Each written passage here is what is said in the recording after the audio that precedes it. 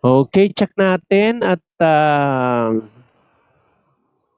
mukhang available na siguro si Sir Apo. Check natin. Kausapin. Magandang umaga, Sir Good Apo. morning, Sir DJ. Ay, malinaw. Yes po, malinaw po. Nagkita-kita po tayo ngayon. It's a great opportunity and blessings. Yes, And Apo. thank you.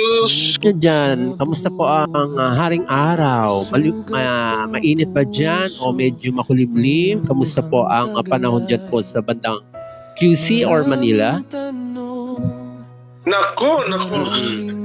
Yun ngayon, talaga ngayon kasi umulan, tapos araw na naman, ulan, araw na naman. So talagang iba-iba yung panahon dito sa Manila. Opo. Sir Apo, sa ating mga tagapakinig, invite niyo po sila pumasyal sa inyong pong Facebook page. Go ahead po, Sir Apo. Yes po, no? Maraming salamat, Sir Deji. Sa lahat po ng mga kababayan natin ngayon na nanood, nakinig sa programa ni Sir Deji Ray, muli po, I invite you po mag-follow po sa ating account sa Facebook. At meron din tayo po sa TikTok at the same time,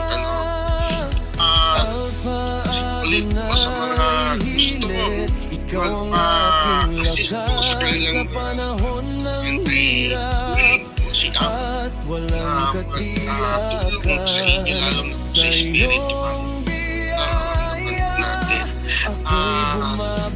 Maraming salamat din pala sa mga followers ko na nag-follow, no?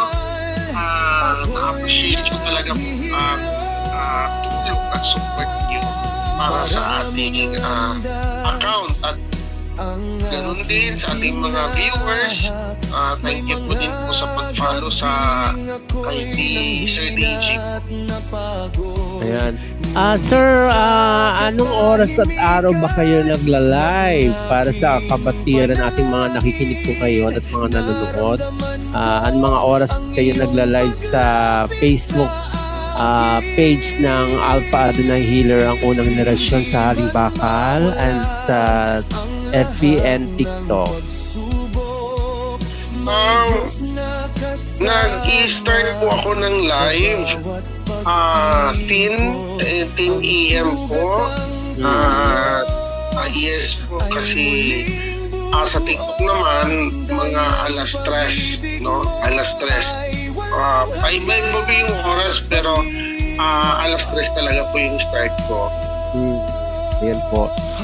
Ano ba yung mga iniisip siguro nila, ano ba yung mga ino-offer nyo po mga serbisyo para sa mga ngayong pa lamang po nakapakinig at nanood sa ating Sweet Talk radio program?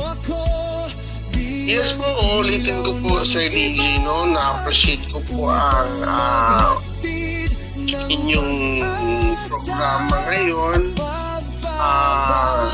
Sa mga services din po natin, hindi lang naman po ulam, parang po tayo nag-a-assess. Ganun din sa blessings ng house, no?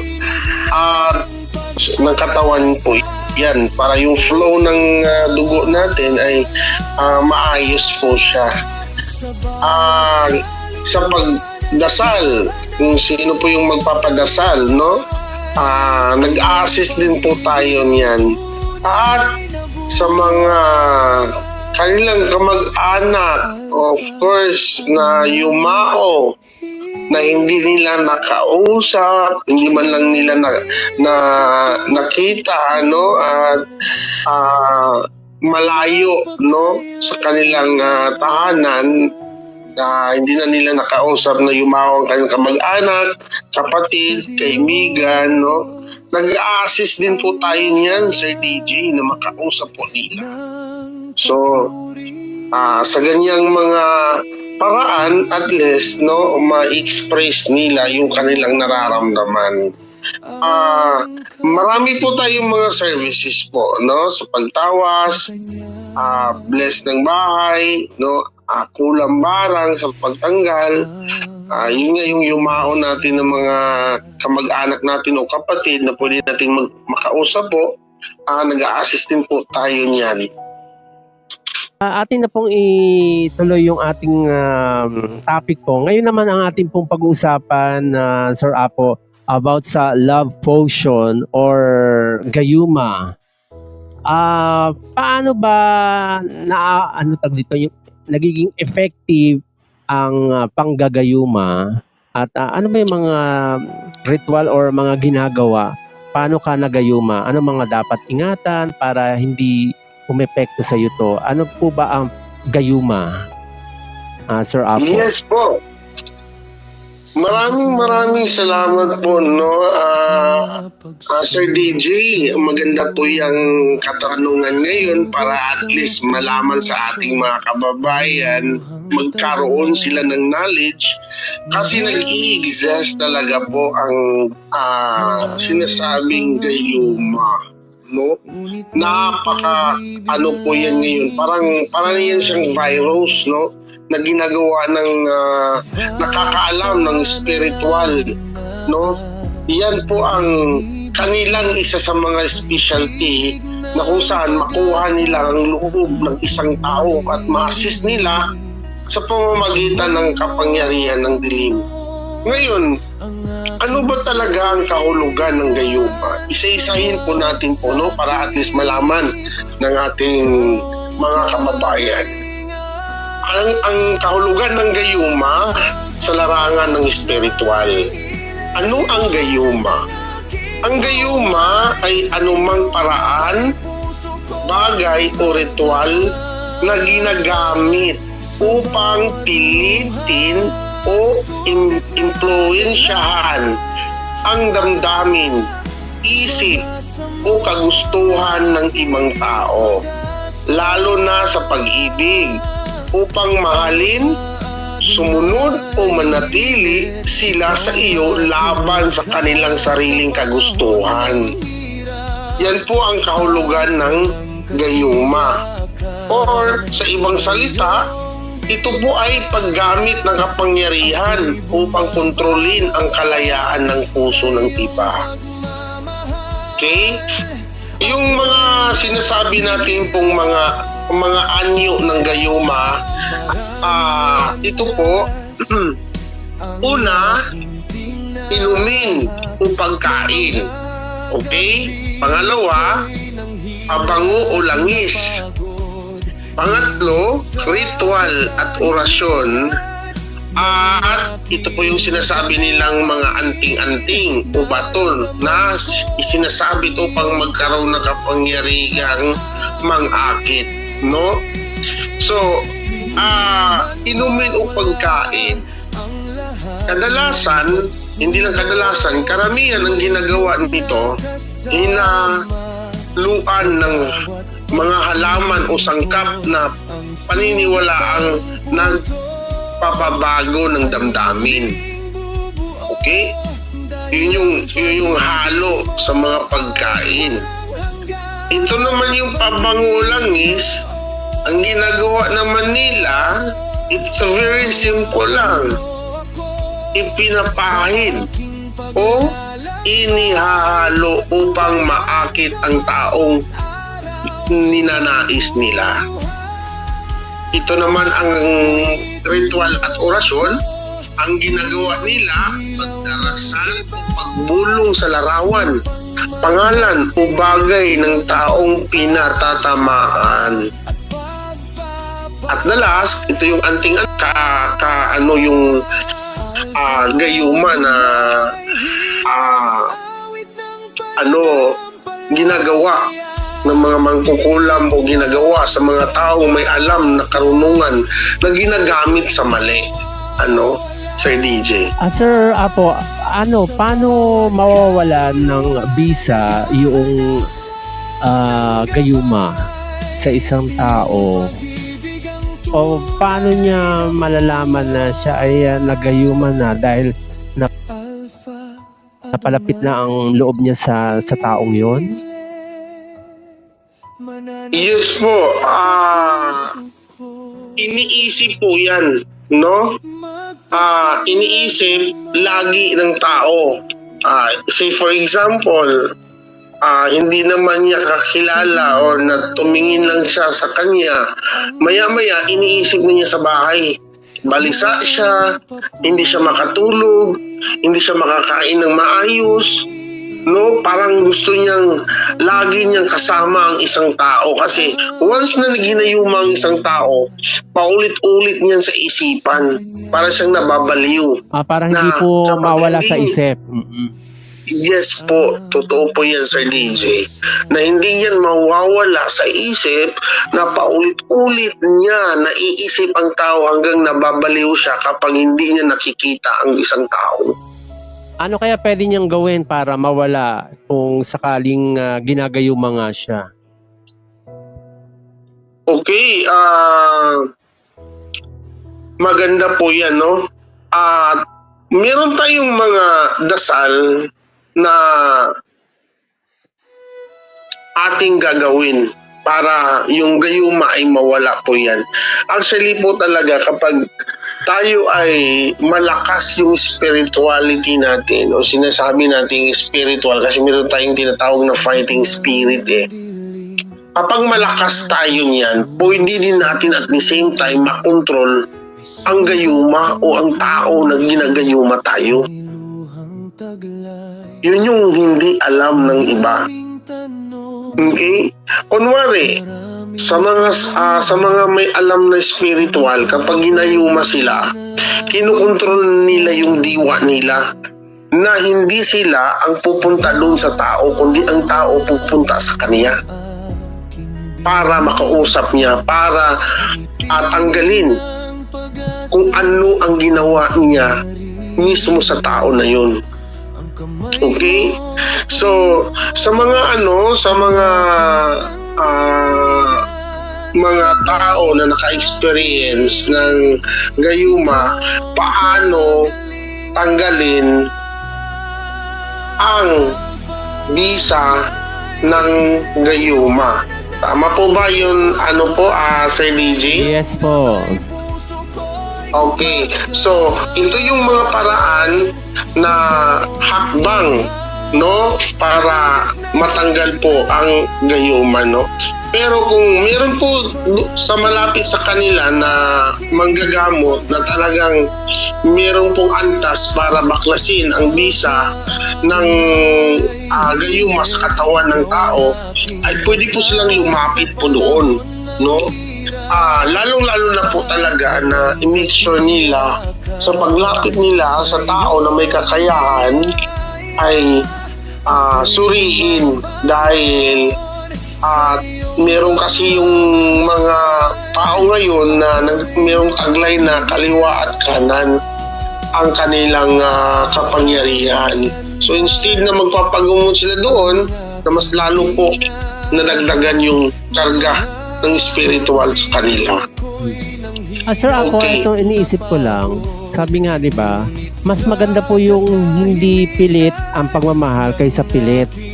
Mas maganda siguro na kailangan mahalin ka lang talaga ng tao na wala kang ginagawang anumang panggagayuma or yung gayumang ginagawa na yan. Mas maganda yung mula sa puso kung gusto ko talagang mahalin ng tao. Yun nga lang po kasi, Sir Apo, hindi rin na masisisiguro dahil sa iba na gusto nila o pinapangarap nila yung tao na yon at hindi sila pinapansin. Kaya ang ginawa nila, ayun yung kanilang hindi mo ko pansin, ayaw mo talaga ako Sige, para maghabol ka sa akin. Gayuma ang sagot. Parang ganun po ba? Yes. Tama yun, Sir DJ, no? Karamihan, ginagawa sa tao talaga yan.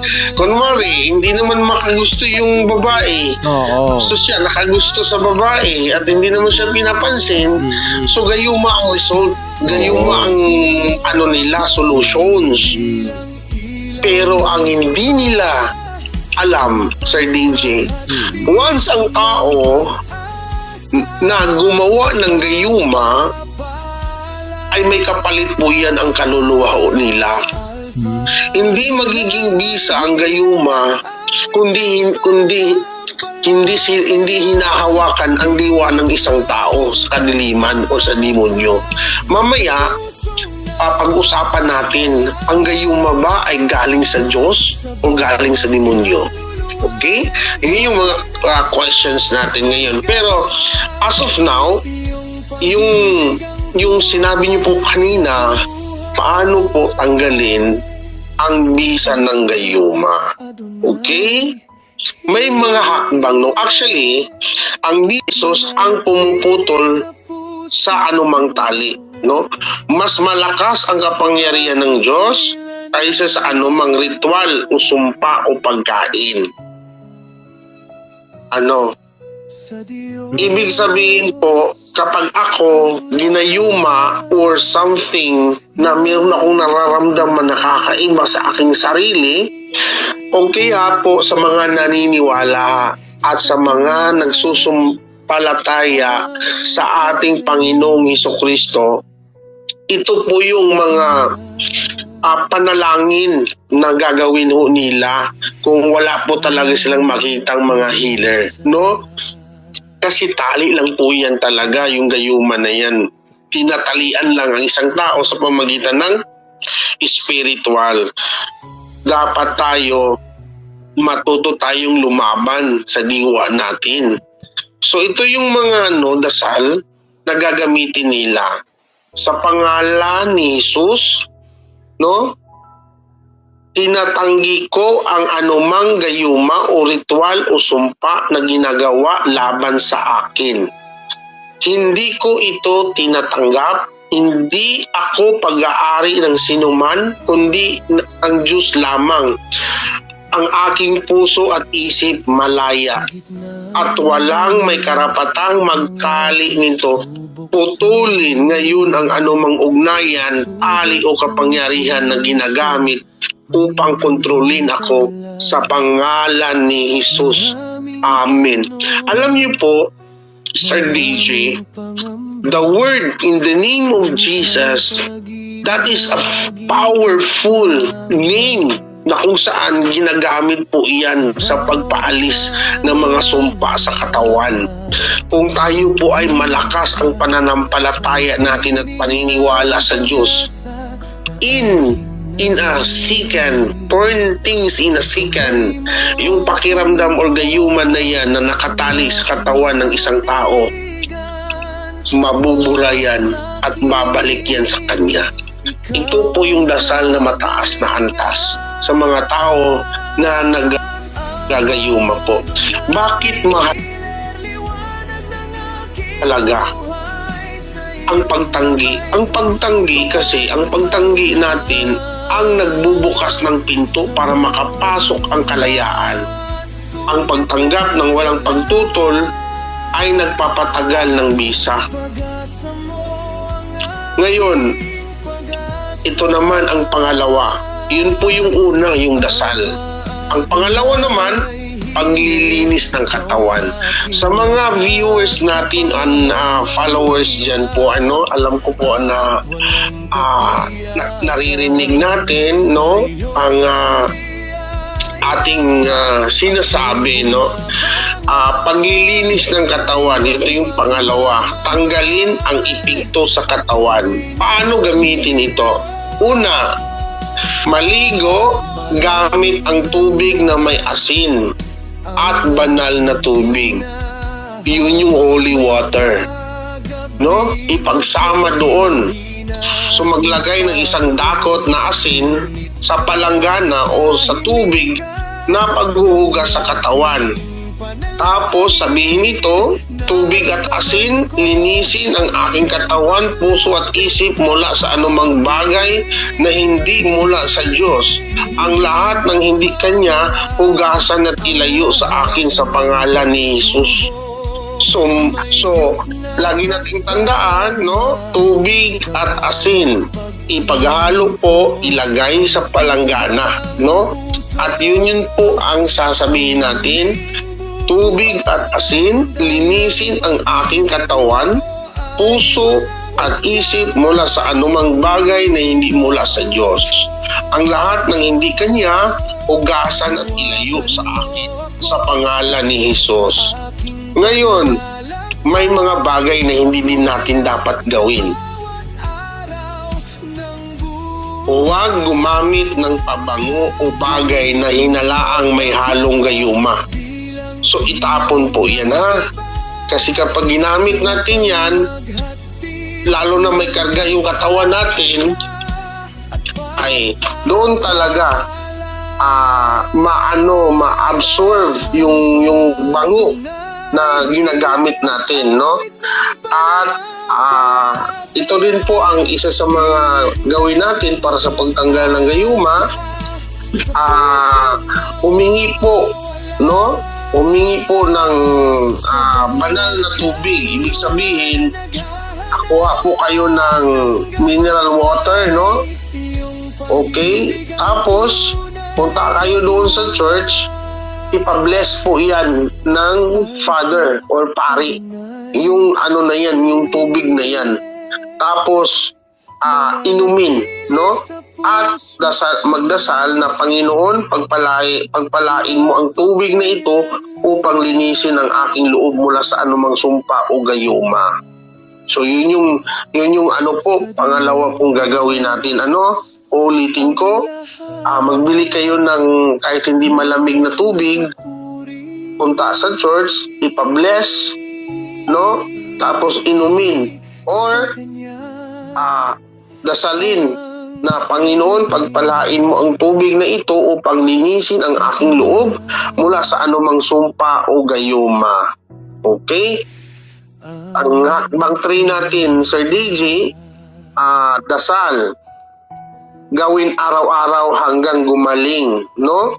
Panginoon Jesus, sa inyong banal na pangalan, pinuputol ko ang lahat ng tali. Anong manggayuma, ritual, orasyon, pagpapakain na ginawa upang baguhin ang aking damdamin, isip o puso, napawalang bisa ngayon. Ang aking pag-ibig ay para sa kanino ko gustuhin. Ganun po ang dapat nilang sabihin. Hindi sa kung sino ang nagpilit sa akin. Ang aking isip ay malinaw, ang aking puso ay malaya, ang aking kalayaan ay galing sa iyo at walang makakuha nito. Ang anumang bagay na pumasok sa aking katawan upang baguhin ako, ilabas mo at linisin mo ngayon. Anumang salita o sumpa na binigkas laban sa akin, ibalik sa pinanggalingan. Wala nang higanti, kundi kapayapaan lamang. Ako ay malaya, ako ay malinaw, ako ay mga anak ng Diyos. Walang kapangyarihan ang maaring magtali sa akin sa pangalan ni Jesus. Amen. Alpha Adonai Healer, ang unang henerasyon sa Haring Bakal. Online gamutan, nagtatawas, naglilinis at nagtatanggal ng negatibong enerhiya sa katawan, bahay o lugar. Nanggagamot sa mga nakulam, barang o sumpa at palipadhangin na nagdudulot ng sagaba sa buhay. House blessing or negosyo blessing para sa proteksyon, kasaganahan at tuloy-tuloy na biyaya. Massage services, tulong sa pag-relax, pag-alis ng pagod at pagpapagaling sa katawan. Pakikontak lang po si Apo. Pakifollow nyo lang po siya sa kanyang Facebook account. Alpha Adonai Healer, ang unang henerasyon sa Haring Bakal. At gayon din po sa kanyang TikTok account, Alpha Adonai Healer.